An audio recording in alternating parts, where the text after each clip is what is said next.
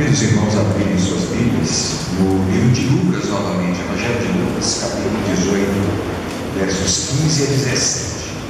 Hoje é o dia das crianças. Hoje tivemos pela manhã uma atividade especial na igreja. Estou muito inspirado com a apresentação de uma peça.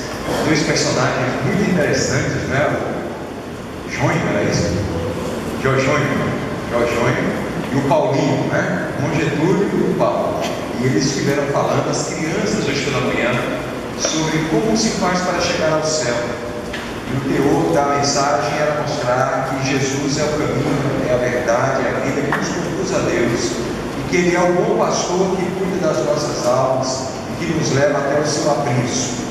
Foi muito inspirativa a mensagem, não apenas para as crianças, mas para todos nós. E hoje à noite nós desejamos ainda continuar refletindo sobre essa temática das crianças, mas a mensagem eu já não tinha voltado para os pais, né? Então, para aqueles que têm filhos e que têm essa responsabilidade a cada dia de criar os seus filhos nos caminhos do Senhor. Não somente para os pais, para nós como igreja também, que temos a responsabilidade de encaminhar as crianças, os juniores e os adolescentes nos caminhos do Senhor, dando a eles suporte, dando a eles base, ensino, testemunho, para que eles possam se fortalecer na fé e possam ser servos do Senhor Jesus Cristo. Então eu quero pensar sobre este texto, introduzindo este conteúdo a partir deste texto, indo para alguns outros textos e pensando então sobre a multiplicação baseada no investimento na janela 4:14. Janela 4:14 não é 10:40, pastor? Não, é 4:14 mesmo. Essa é uma nova janela e eu vou falar sobre isso hoje à noite. A janela 10:14 é uma janela geográfica, a janela 4:14 é uma janela demográfica, e é um grande desafio da igreja hoje. E nós vamos falar sobre isso hoje à noite. Vamos ver o texto então, Lucas 18, 15 a 17. Depois disso, algumas pessoas levaram as suas crianças a Jesus para que ele as abençoasse, mas os discípulos viram isso e repreenderam aquelas pessoas. Então Jesus chamou as crianças para perto de si e disse: deixem que as crianças venham a mim e não proíbam que elas façam isso, pois o reino de Deus é das pessoas que são como estas crianças. Eu afirmo a vocês que isto é verdade: quem não receber o reino de Deus como uma criança, nunca entrará nele. Eu quero destacar o trecho que diz: deixem que as crianças venham a mim e não proíbam que elas façam isso. Amém? Temos inúmeros desafios missionários, meus irmãos. Há pelo menos 20 anos ou mais, talvez cerca de 30 anos, nós temos ouvido falar do principal desafio para a igreja cristã no mundo de hoje, que é a janela 10:40. A janela 10:40 é uma janela geográfica, como nós dissemos há pouco, porque a relação 10:40 aí apresentada implica numa região que existe no globo terrestre. É a região menos evangelizada do mundo na atualidade, embora tenha sido a região onde Jesus nasceu, onde o Evangelho surgiu, onde o Evangelho primeiro foi espalhado. Foi nesse lugar do mundo. Mas nos dias de hoje é uma das regiões, ou melhor, é uma das regiões menos evangelizadas do mundo. Que região é essa? Norte da África, região oeste da Ásia, região sul da Ásia, especialmente a região do Oriente Médio. Essa é exatamente a janela 10:40. Vai desde ali o norte da África, sul da Europa, partindo até a região da Ásia, seguindo sempre nessa linha reta. Nós vamos ter então esta janela. Nesta região estão as principais religiões do mundo: a religião muçulmana, judaica, a shintoísta, a budista, a confucionista, a hinduísta e a brahmanista. Estão entre as maiores religiões do mundo. Pelo menos, meus irmãos, 3 bilhões de pessoas moram na janela 10:40. Em torno disso, beirando os 3 bilhões, é o nosso grande desafio. Atingir a janela 10:40, como eu disse, é uma janela geográfica. Mas há hoje um outro grande desafio à igreja contemporânea, que é atingir uma janela demográfica, que é a janela 4:14. Essa janela 414 é exatamente formada por milhões de pessoas que estão na faixa etária entre os 4 aos 14 anos, crianças, juniores e adolescentes, que estão fora da igreja, mas que estão dentro da igreja, que estão na casa dos vizinhos, mas estão dentro da nossa casa também. Então, enquanto essa janela demográfica é uma janela geográfica, uma janela bastante distante de nós, está lá no Oriente, a janela demográfica, ela pode estar dentro da sua casa. E é o seu desafio levar o Evangelho aos seus filhos, levar o Evangelho às crianças da igreja, aos juniores, aos adolescentes da nossa comunidade, para que essas crianças, juniores e adolescentes possam conhecer Jesus como Senhor e Salvador de suas vidas. Muitas vezes, meus irmãos, estamos preocupados com a evangelização de pessoas lá do outro lado do mundo, mas nos esquecemos daqueles que estão bem perto de nós, daqueles que estão dentro das nossas casas. Infelizmente, às vezes ganhamos pessoas que estão distantes de nós, e nós estamos perdendo os nossos filhos para o mundo. Isso é muito sério. Ganhamos lá aquele que não nasceu no ambiente evangélico, não tinha conhecimento de Jesus, graças a Deus por isso, investimos na nossa vida, na vida dele, pregamos o Evangelho, damos testemunho, e ele se converte e vem para a igreja, e se torna um cristão, um discípulo de Jesus. Mas às vezes nós vacilamos dentro da nossa casa, perdemos os nossos filhos para o mundo. Há muitos filhos de crentes que estão afastados da igreja, há muitos jovens, adolescentes, juniores e até crianças que não querem mais vir para a igreja.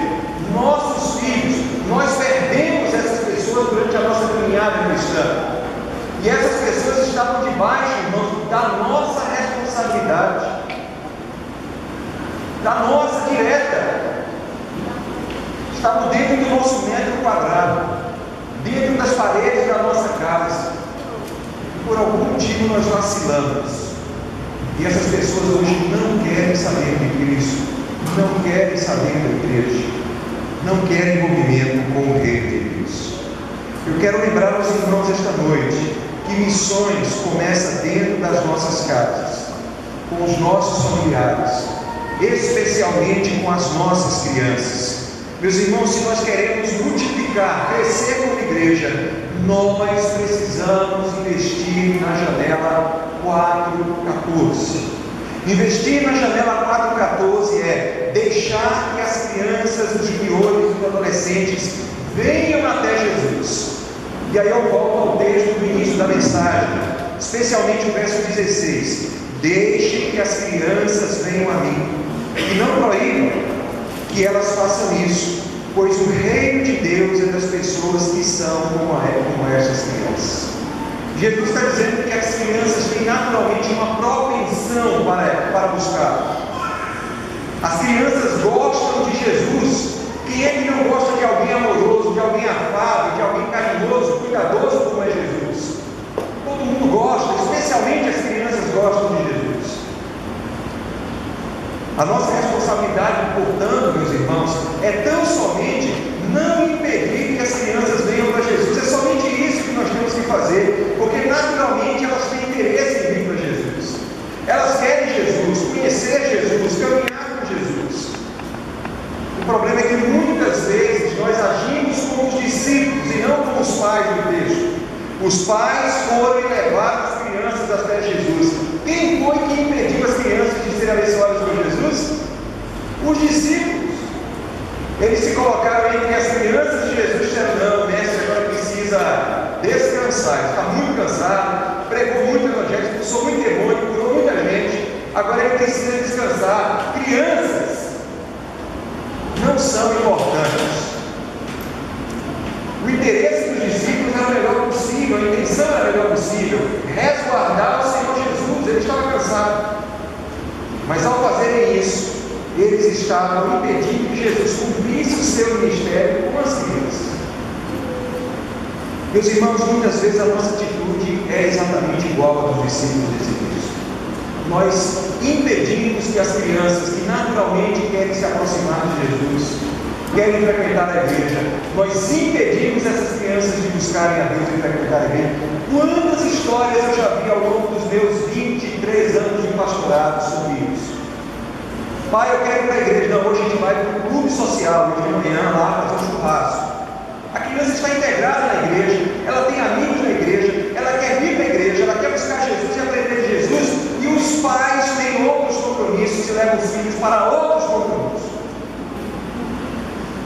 Inúmeras vezes, meus irmãos, as crianças querem Jesus. Infelizmente, nós muitas vezes criamos obstáculos, colocamos empecilhos entre Jesus e as crianças e acabamos por afastar as nossas crianças de Jesus. Às vezes, nossas ações como adultos dificultam as crianças de se chegarem até a presença de Jesus. Eu vou citar algumas delas aqui. O nosso senso crítico, às vezes nós somos demasiadamente críticos. A gente sai da igreja já no carro, indo para casa já criticando porque o irmão estava mal vestido, porque o pastor falou errado, porque o irmão cantou errado, e a gente vai criticando e se esquece que dentro do carro há criancinhas que não têm ainda uma formação para poder separar as coisas, e elas simplesmente começam a perceber que nós somos críticos da igreja, somos críticos da obra de Deus, e depois nós não sabemos por que as crianças não querem ir para a igreja, porque nós criticamos a igreja. Nós não sabemos por que as crianças não querem contar com o pastor, porque nós falamos mal do pastor e da liderança da igreja. Nós plantamos e colhemos, irmãos. Infelizmente, nosso senso crítico, eu tenho visto aí filhos de pais muito críticos. Vocês sabem onde eles estão? Eles não estão na igreja, eles estão no mundo. Porque eles aprenderam a criticar tudo dentro da igreja. Uma vez aqui nesta igreja, um jovenzinho criado aqui pelos irmãos, aqui, educado por nós, e pais da igreja, foi fazer um curso aqui na faculdade. Uma semana na faculdade, ele começou a criticar a igreja assim, de todas as formas possíveis. Eu chamei ele para conversar e falei: o que foi que houve? Não, é que agora eu estou tendo uma formação diferenciada. Aí eu disse: mesmo senso crítico que você está usando para criticar a igreja, eu espero que você tenha para criticar a universidade e os seus professores, porque você não está tendo o mesmo senso crítico. Com eles você é crédulo, conosco você é crítico. Eu espero mais de você, falou para ele. Adolescente, 17 para 18 anos de idade, estava se achando o rei do mundo. Então, infelizmente, meus irmãos, esse senso crítico que nós passamos para as crianças impede a criança de seguir Jesus. O nosso mau exemplo impede as nossas crianças de seguirem Jesus. A nossa falta de fé, quando nós enfrentamos os nossos problemas e nós começamos a dizer que Deus não existe, que Deus não nos ama, que Deus não cuida de nós, que Deus não está olhando para nós, e quando nós estamos falando essas coisas, nossos filhos estão vendo e ouvindo o que nós falamos. E nós não sabemos porque eles também não creem. Quando vem o problema, eles também não têm firmeza na fé. Porque tem nos faltado firmeza na fé. Nós murmuramos e eles aprendem a murmurar juntamente conosco. A nossa indolência, a nossa preguiça. Hoje eu estou muito cansado, trabalhei a semana toda, eu vou ficar em casa hoje. Não, agora eu vou ler a Bíblia, eu estou muito cansado, hoje o dia foi muito difícil. Vamos deixar para orar daqui 2 semanas. É assim, estamos cansados, estamos com preguiça. O nosso mau temperamento, as nossas contradições pessoais e a nossa língua, irmãos. A nossa língua. Aliás, leiam, por favor, o boletim de hoje à noite. Não agora durante o culto. Leiam em casa. Mas leiam, por favor, o boletim de hoje à noite. Meus irmãos, os discípulos de Jesus foram um empecilho para que aquelas crianças pudessem ser abençoadas por Jesus. Já pensaram nisso? Não foram soldados romanos, não foram os líderes da religião judaica que impediram, foram os discípulos de Jesus. Nós precisamos nos policiar contra isso, porque às vezes estamos realmente criando obstáculos para as crianças. Isso não pode ser assim. Nós não devemos impedir as crianças de buscarem Jesus, de se chegarem a Jesus. Os pais devem levar as crianças a Jesus e nós todos devemos acolher as crianças em Jesus. Um último detalhe que eu queria falar ainda sobre isso é que é preciso entender que levar as crianças a Jesus é mais do que levar a igreja. Isso é um aspecto importante, trazer a criança para a igreja para que ela tenha a experiência comunitária da fé. Mas levar a Jesus é mais do que isso. Levar as crianças a Jesus significa realmente apresentar Jesus como Salvador a cada uma dessas crianças. E ele possa entender que Jesus morreu na cruz por ele também. Não foi só pelo Pai, mas pela criança, que ele possa compreender que ele precisa de Jesus também. Nós não podemos, meus irmãos, isso é uma lição que eu tenho aprendido na minha vida. Nós não podemos levar ninguém a um lugar onde nós não estamos. Vocês conseguiram entender o que eu quis dizer? Nós não conseguimos levar alguém a um lugar onde nós não estamos. Como é que nós vamos levar se nós não chegamos lá? Nós só vamos levar as pessoas até onde nós chegamos. Então, se eu não conheço Jesus, como é que eu vou levar meu filho a Jesus? Se eu não tenho um relacionamento profundo com Jesus, como é que eu vou fazer com que meu filho tenha um relacionamento profundo com Jesus? Eu só vou conseguir levá-lo até onde eu fui. Então eu preciso ir mais para que eu possa levar o meu filho a um relacionamento profundo e cada vez mais profundo com Jesus. Será que nós temos conseguido realizar isso, irmãos? Nós precisamos pensar, refletir sobre isso. Investir na janela 414 em segundo lugar é educar as crianças, os juniores e os adolescentes no caminho do Senhor. Aquele texto que nós vemos aqui agora para os pais, Provérbios 22:6 diz assim: eduque a criança no caminho que deve andar, e até o fim da vida não se desviará dele. Educar a criança implica em gastar tempo com ela, em gastar a nossa inteligência para saber usar os argumentos corretos, em gastar também o nosso esforço, porque precisamos, junto com isso, dar o nosso testemunho. A cada dia, andando com a criança pelo caminho, testemunhando de Cristo, mostrando: Bíblia, o caminho é esse aqui, olha, eu estou caminhando por esse caminho, este é o caminho. Não é apontando, aquele é o caminho. Não, o caminho é este aqui que nós estamos caminhando. É essa a ideia do texto. A literatura de sabedoria, meus irmãos, tanto no Antigo Testamento quanto no Novo Testamento, nos ensina o temor do Senhor, porque diz que o temor do Senhor é o princípio da sabedoria. E ela nos ensina também a importância que a educação tem na vida cristã. É por isso que a nossa igreja tem investido em educação, tem um ministro que cuida dessa área da educação cristã, porque nós entendemos que o Evangelho, a mensagem do Senhor, precisa ser ensinada, pessoas precisam ser capacitadas, elas precisam ser formadas com o Evangelho. Não é uma formação só intelectual, é uma formação de caráter. Educação não é só ensino, há uma diferença. A ideia de que ensinar muitas vezes é passar conceitos. A ideia de que educar é muito mais do que isso, é dar exemplo. Então é isso que nós somos chamados a fazer. O texto, portanto, fala de educar a criança no caminho. A ideia é de que cada um deve ensinar, durante a sua caminhada, os outros a caminharem conforme ele está caminhando, a seguir este mesmo caminho que ele está criando. Ou seja, se quero ser um bom mestre, eu preciso, em primeiro lugar, estar no caminho.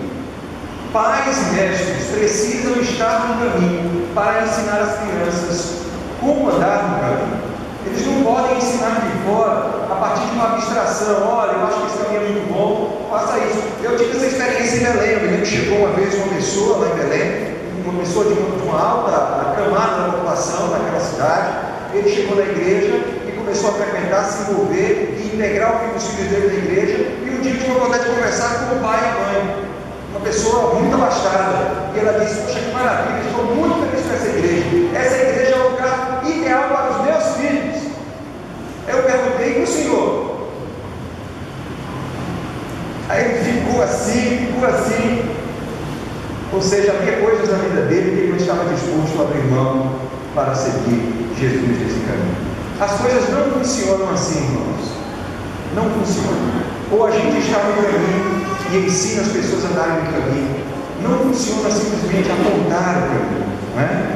Então, ensinar o que nós devemos ensinar no caminho? Ensinar sobre Deus, sobre espiritualidade, sobre a palavra de Deus.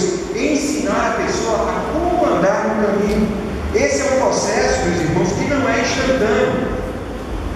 Eu não vou ensinar em 1 hora, 2 horas, nem em 15 dias, nem em 1 ano. Esse processo ele leva a vida toda. Enquanto os filhos estão debaixo da autoridade dos pais, os pais estão fazendo isso com os filhos, e às vezes até depois, né? Os filhos saem debaixo da autoridade dos pais, se casam. Quantas vezes vêm pedir um conselho ao pai, vêm pedir um conselho à mãe, porque sabem que são pessoas que têm maturidade, que podem dar bons conselhos. A gente ensina a vida toda, a gente aprende a vida toda. Na igreja também é assim. Há hoje uma ideia equivocada de discipulado, que tenta dizer mais ou menos o seguinte: com 1, 2 ou 3 anos de discipulado, você está preparado para a vida cristã.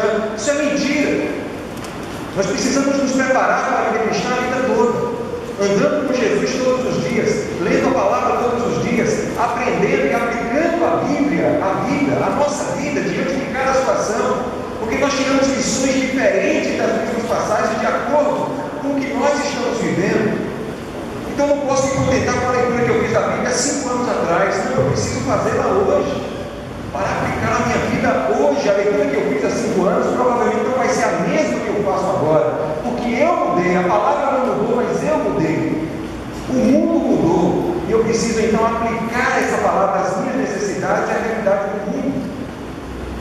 Este ensino da criança, dos pais com as crianças, leva a vida inteira, irmãos. Aliás, eu acho extremamente bonito quando essa relação de pais e filhos, ela permanece depois que o filho sai de casa. O cordão umbilical de dependência é cortado, mas não é cortado o respeito, a admiração, o cuidado dos pais com os filhos. E o pai está longe, mas está de olho no que está acontecendo. A mãe também.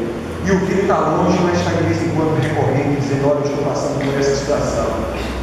O filho continua tendo referenciais, quando faltam os referenciais, para ele poder se posicionar diante da vida, meus irmãos. Esse é o trabalho que Deus espera que nós tenhamos com os filhos. A irmã de Valena, que já criou os filhos dela, a Kátia, ela sempre diz, né, que o filho criado é o trabalho dobrado, né? Então a gente pensa: eu criei, pronto, acabou. Não, continua o trabalho, continua a preocupação, porque você quer que o seu filho esteja bem. Então é preciso que o pai e a mãe continuem investindo. A recompensa, por outro lado, desse trabalho é tremenda, meus irmãos. É que quando esse trabalho é bem feito, olha o que o texto diz: o filho não se desvia do... Quando o trabalho é bem feito, o filho não se desvia do caminho. Por que ele não se desvia, meu irmão? Porque o ensino foi introjetado na vida dele, a palavra foi inculcada, aquilo passou a fazer parte da vida dele, está arraigado a vida dele, não está aqui somente na cabeça, não é somente intelectual, se torna valor, e valor é algo arraigado à nossa vida. O problema é que às vezes o nosso ensino é só teórico. Nós temos um conteúdo, até um bom conteúdo, usamos técnicas para ensinar e pronto. Não pode ser assim. É preciso aplicar o ensino enquanto seguimos pelo caminho, aplicando diante de cada situação, diante de cada desafio, dando exemplo e dando testemunho aos filhos. Meus irmãos, pais e mestres erram quando entendem que ensinar é só apontar o caminho. Não é somente isso. Nós precisamos estar com os filhos, com as crianças, andar com elas, mostrar o caminho. Isso é educar. Além disso, é preciso entender que educar é mais que ensinar, como eu disse há pouco. Ensinar é só transferência de informações. Educar implica na formação de caráter. Em terceiro lugar, investir na janela 414 é deixar as crianças, ou melhor, deixar para as crianças, para os juniores e para os adolescentes, um legado de fé. Será que nós temos deixado para os nossos um legado de fé? Vamos ver um texto lá em 2 Timóteo 5. Lembro da sua fé sincera. Paulo dizendo a Timóteo. Paulo está falando com Timóteo. Timóteo, eu me lembro da sua fé sincera. A mesma fé que a sua avó Loide e que sua mãe Eunice tinha.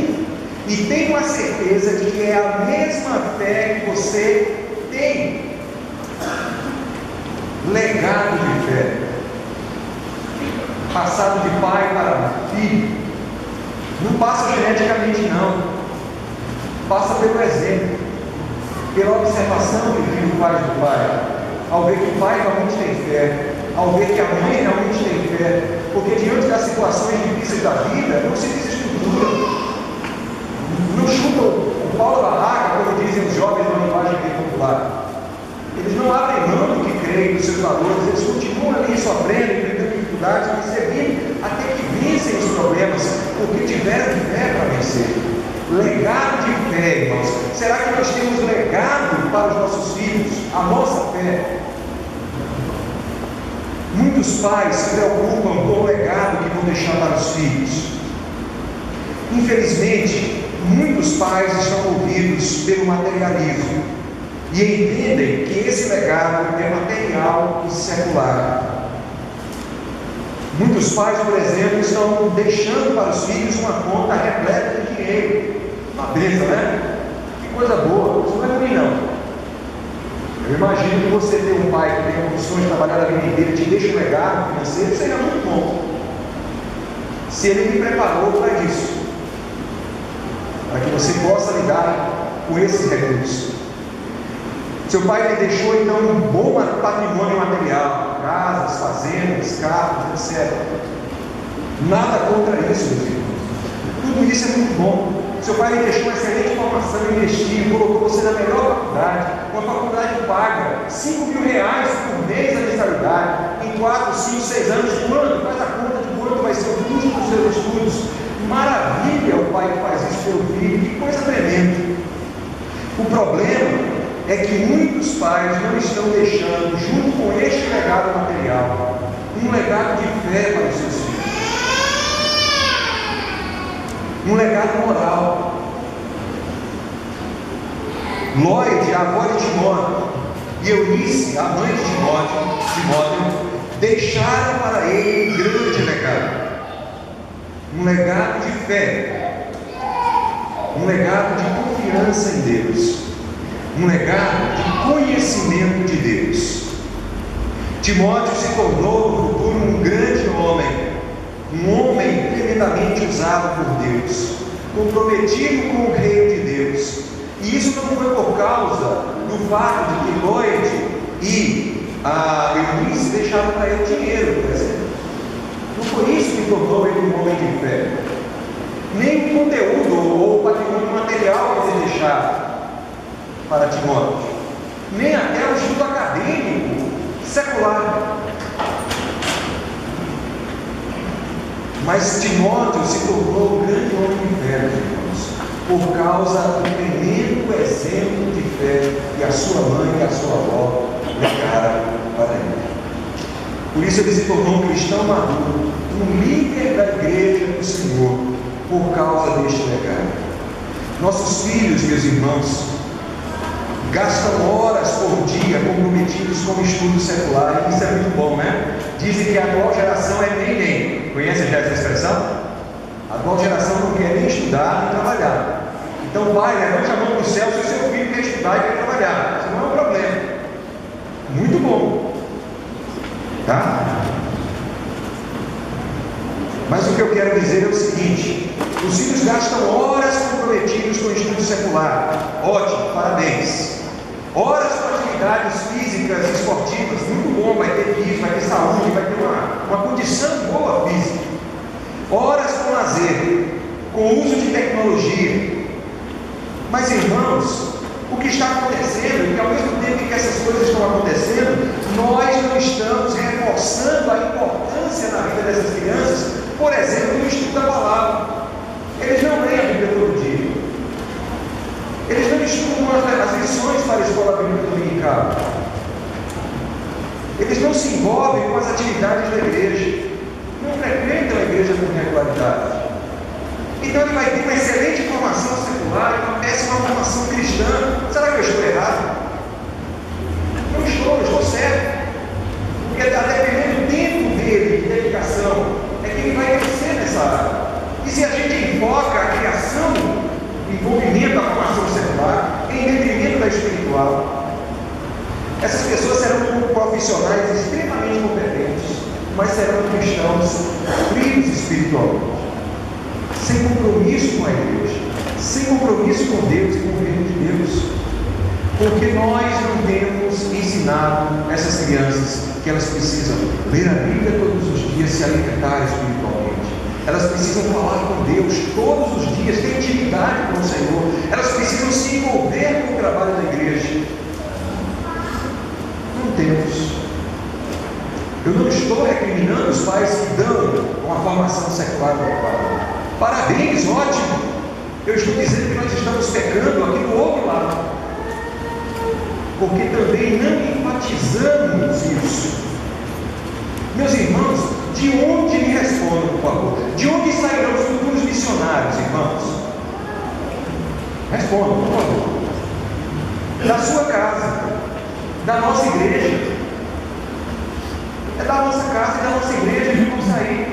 Os futuros pastores vão sair de onde? Das nossas casas e das nossas igrejas. Os líderes da igreja que trabalham com áreas específicas vão sair de onde? Das nossas casas e das nossas igrejas. Se nós não dermos a formação adequada, espiritual para essas pessoas, elas não vão querer compromisso com a igreja, compromisso com Deus. Então essa balança, ela está desnivelada, irmãos. É preciso trabalhar muito bem na formação secular, mas é preciso trabalhar muito bem quando diz respeito à formação espiritual da futura geração, que começa com as crianças, com os juniores e com os adolescentes, como nós estamos dizendo desde o início desta mensagem. Por isso, meus irmãos, eu entendo que muitos filhos de crentes não estão na igreja, porque nós não estamos dando continuidade àquilo que os nossos pais fizeram conosco. Eu sou crente de primeira geração na minha família, irmãos. Valendo é crente já de terceira ou quarta geração. Quarta geração. Então vejam aí que há um trabalho bem feito, sendo feito há alguns anos. O bisavô dela lá, um dos fundadores da primeira igreja, o tataravô, o bisavô, não, o bisavô mesmo, o avô, os pais e ela agora. E já tem a quinta geração, que são os sobrinhos, e a sexta geração, os sobrinhos netos de Valendo, que estão na igreja, porque é um trabalho feito nesse sentido. Então nós não podemos, irmãos, perder o nosso exército. Nós estamos assolando e destruindo o exército do inimigo, tirando pessoas de lá, mas nós estamos perdendo os nossos soldados, porque nós não nos estamos formando e capacitando adequadamente. Infelizmente é esta a verdade. Não perca tempo, portanto, pais. Invistam na vida espiritual dos seus filhos. Sejam como Loide e como Eunice, que investiram na vida de Timóteo. É fruto de investimento. Hoje de manhã, meus irmãos, eu fiquei aqui assim, vendo uma coisa e ali assim, babando como pastor. Não é só pai que baba não, viu? O pastor baba também. Foi quando eu vi aqui o Ian que está frente fazendo aquela oração. Demonstrou, irmãos, que aquilo ele faz todo dia. Ele conhece Deus, ele tem intimidade ali com Deus, da forma dele como criança. Ele demonstrou que tem mais intimidade que muito adulto. Mais facilidade de dizer o que tinha para dizer de Deus do que muito adulto. Sabe por quê? Porque os pais estão ensinando. Graças a Deus, porque há pais que estão fazendo isso. É uma responsabilidade nossa, dos pais, nós como líderes da igreja, de estar ensinando então as crianças, os juniores e os adolescentes a se relacionarem com o nosso Deus. Que coisa bonita, fiquei muito feliz hoje pela manhã quando vi aqui. Concluindo a mensagem desta noite, estamos lutando para alcançar pessoas não crentes na janela 1040. Temos enviado centenas de missionários para aquela região, irmãos. Graças a Deus por isso. É um dos maiores desafios da igreja contemporânea. Mas nós não podemos avançar lá na frente e perder os nossos soldados na retaguarda, irmãos.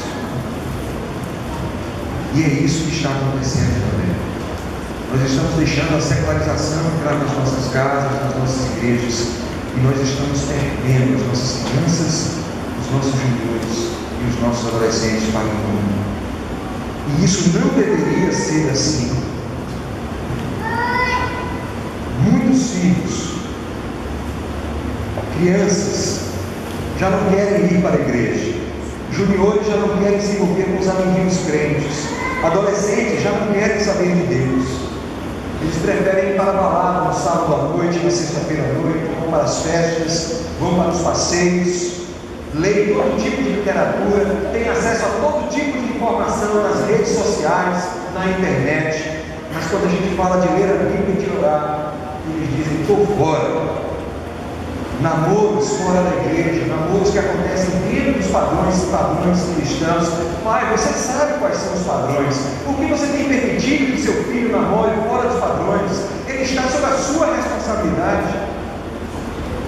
Deus vai cobrar de você isso.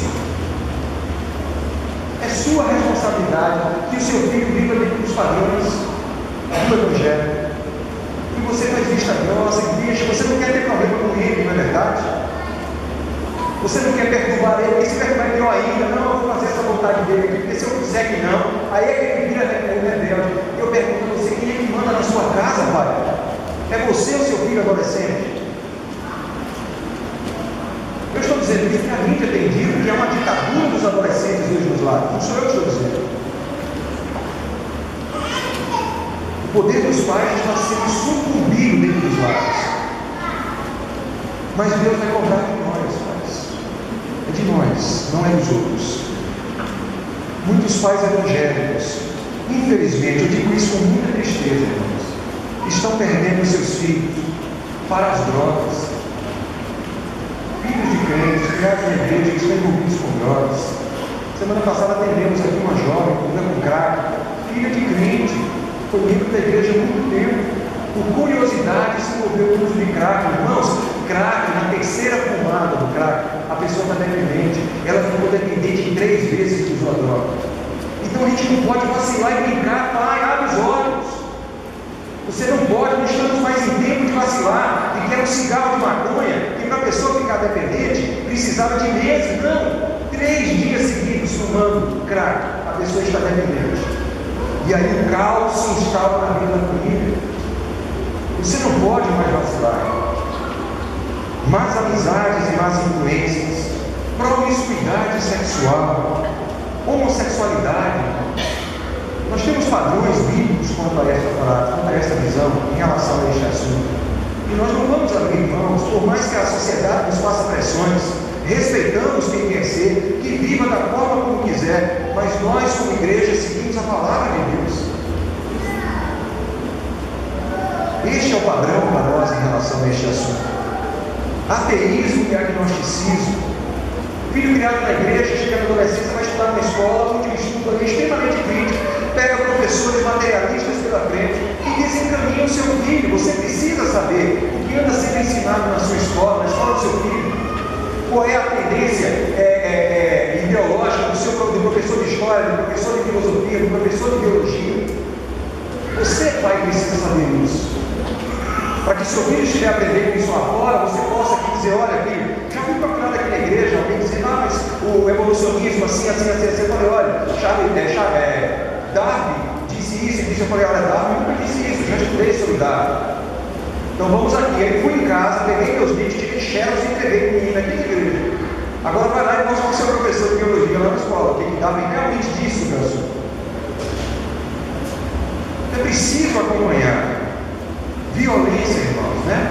Os jovens, essa turma adolescentes, são os que mais sofrem com a violência hoje no nosso país. Conheço pais cristãos cujos filhos hoje são agnósticos.